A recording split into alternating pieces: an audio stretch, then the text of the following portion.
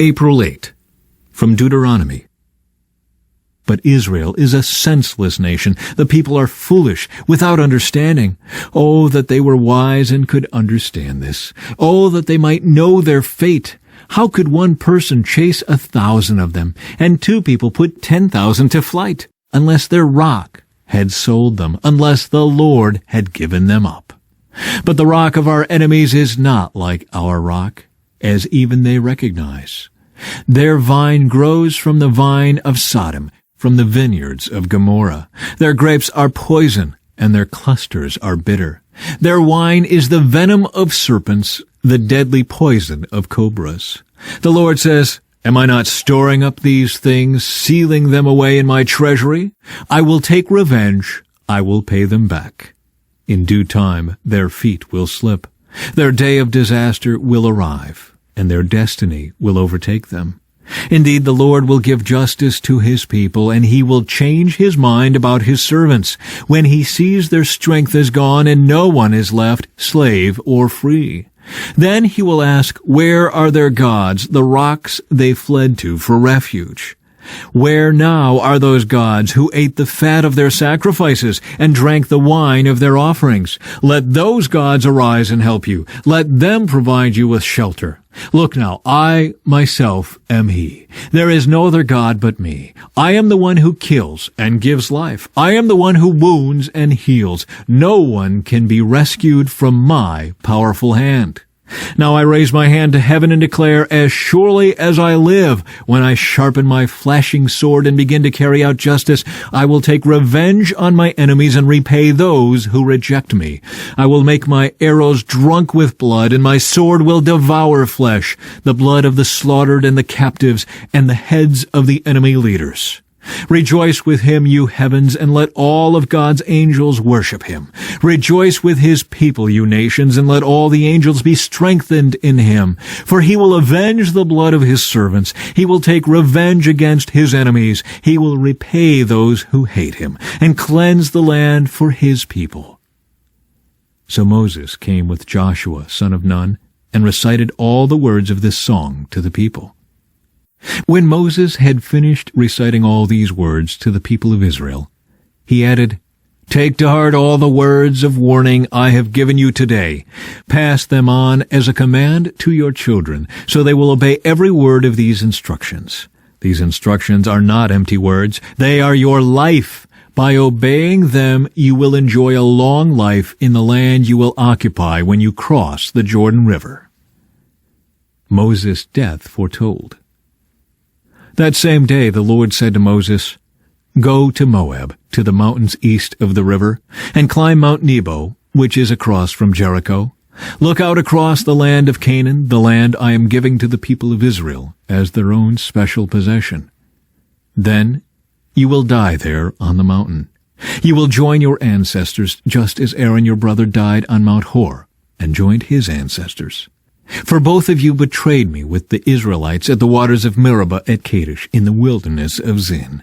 You failed to demonstrate my holiness to the people of Israel there. So you will see the land from a distance, but you may not enter the land I am giving to the people of Israel. From Luke.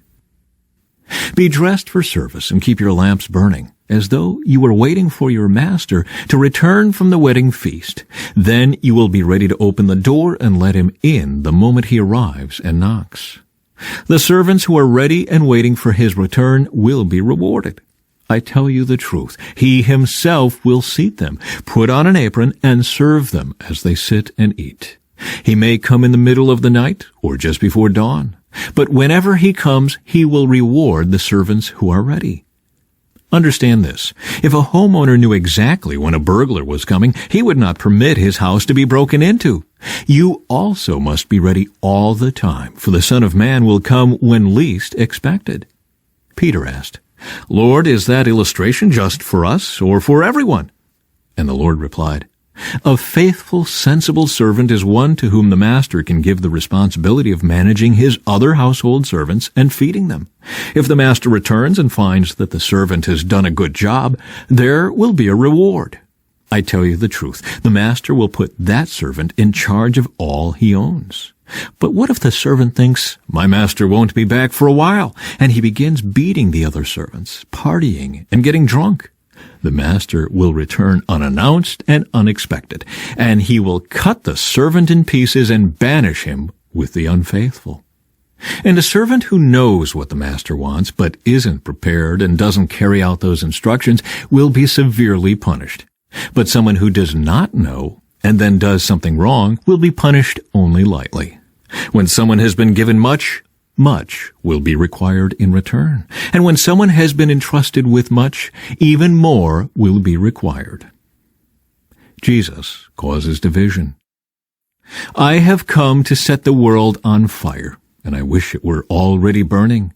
I have a terrible baptism of suffering ahead of me, and I am under a heavy burden until it is accomplished. Do you think I have come to bring peace to the earth? No, I have come to divide people against each other. From now on, families will be split apart, 3 in favor of me and 2 against, or 2 in favor and 3 against. Father will be divided against son, and son against father, mother against daughter, and daughter against mother, and mother-in-law against daughter-in-law, and daughter-in-law against mother-in-law. Then Jesus turned to the crowd and said, when you see clouds beginning to form in the west, you say, here comes a shower. And you are right. When the south wind blows, you say, today will be a scorcher. And it is. You fools! You know how to interpret the weather signs of the earth and sky, but you don't know how to interpret the present times. Why can't you decide for yourselves what is right? When you are on the way to court with your accuser, try to settle the matter before you get there. Otherwise, your accuser may drag you before the judge, who will hand you over to an officer who will throw you into prison. And if that happens, you won't be free again until you have paid the very last penny. From Psalms. But they kept testing and rebelling against God Most High. They did not obey His laws. They turned back and were as faithless as their parents. They were as undependable as a crooked bow. They angered God by building shrines to other gods. They made Him jealous with their idols. When God heard them, He was very angry, and He completely rejected Israel. Then He abandoned His dwelling at Shiloh, the tabernacle where He had lived among the people. He allowed the ark of His might to be captured. He surrendered His glory into enemy hands. He gave His people over to be butchered by the sword because He was so angry with His own people, His special possession. Their young men were killed by fire. Their young women died before singing their wedding songs. Their priests were slaughtered, and their widows could not mourn their deaths. From Proverbs. Work hard and become a leader. Be lazy and become a slave.